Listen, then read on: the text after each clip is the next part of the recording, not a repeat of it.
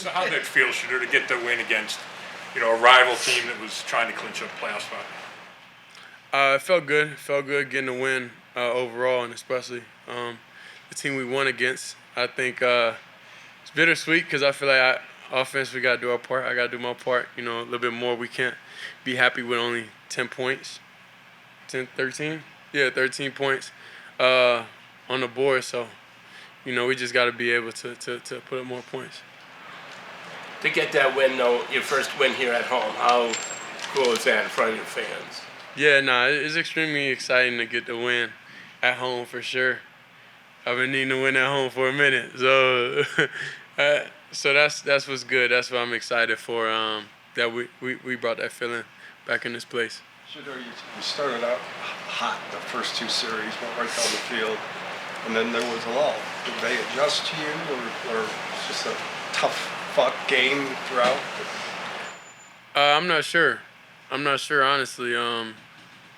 Like they got good players, they got good coaches too. So of course, whenever we're having a lot of success, they're gonna make adjustments and everything. But I haven't watched the film to be able to know, exactly. I know it was a couple passes, like for sure to get back down to the check down, to get back down to there. But I just didn't do it. So it's just something to learn from. Shedeur, can you just maybe address the nice job that Harold Fannin did on the touchdown catch, and then how tough was it then to see him have to leave the game after that with a groin injury? Yeah, I mean, I kind of we kind of knew going into the game he was banged up, so it wasn't really super surprising. We got great players on the Hungry Dogs, so Sal was able to come back in and be able to get his feet wet. The conversation with I heard Snoop called you before the game. Just I called him. Okay. So.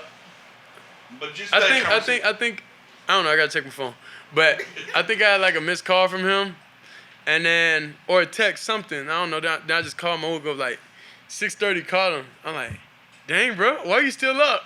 And he was like, bro, I'm excited, bro. He was excited. They just got the win, and he was definitely words of encouragement and stuff from me. But that's just how he is. He not just doing that just because it gives them, a chance now. I think the overall person he is and the time that we have spent together, he did nothing but speak life into me, and I truly appreciate him for that.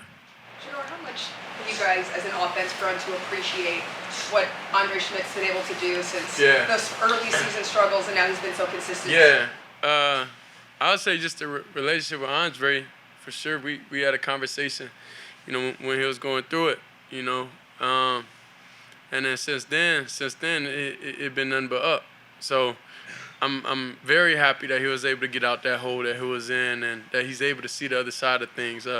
I think that's the only thing I think about whenever I look at him, whenever I see him. I'm just excited. I'm just happy that he was able to see the other side of things. How impressive was that performance by the defense that once you guys stopped scoring for a bit, that they were able to? Yeah, that's how the Browns defense usually is. That's how they usually are. Shedeur, several weeks ago, you came into a home game against the Baltimore Ravens, and you felt that you didn't play that well in your first opportunity. Mm-hmm. What would you say about your maturation and your growth since then to have this home victory against a division rival, the Pittsburgh Steelers?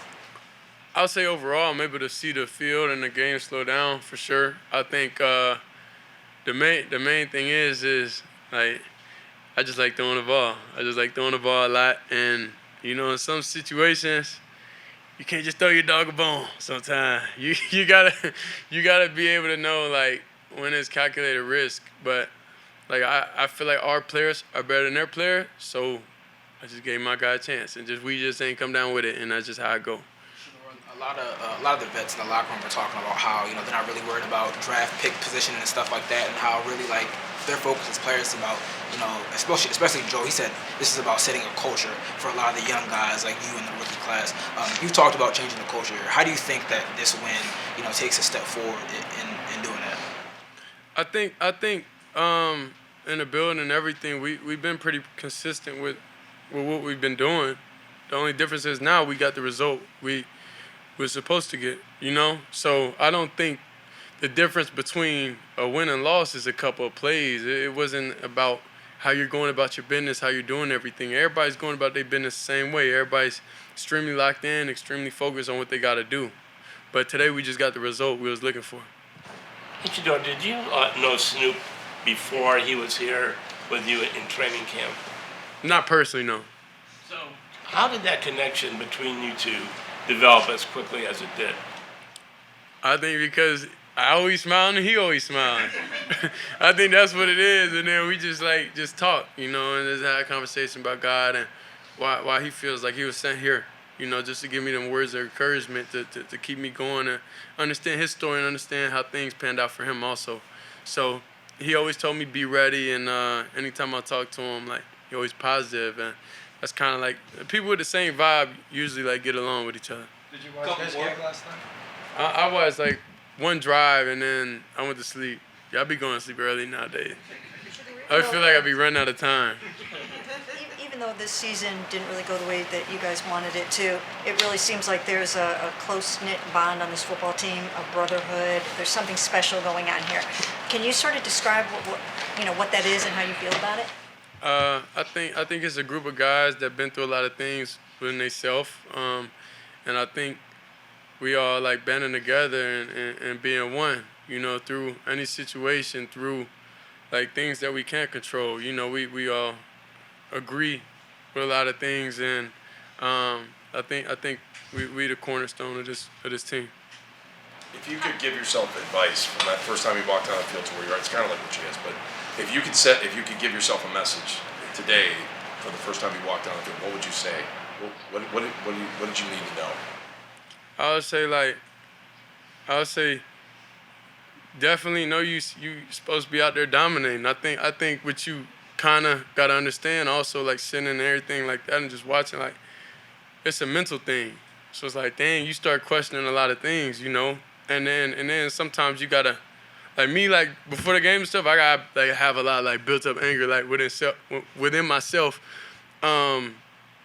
because that's why I gotta play with that fire, with that different emotion within me, and I think when you go out there the first time, I think it's more of dang, this dude over there, they cool. But then when you actually out there, you I don't care who it is, I'm trying to dominate them, so I think it's that.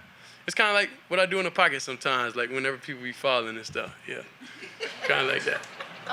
This is the last one. A little unrelated to football, I saw pregame that someone gifted you a really big carpet. How was that? Where's that at? You got it? Yeah, we got it at the house now. Yeah, I really love gifts. I don't think for Christmas I got much. So if anybody out there want to send me gifts, I'll post my P.O. box online and just please send clothes, anything, jewelry, bags. Because all my bags got stolen when my house got robbed. So appreciate y'all. All right, thank you. All right.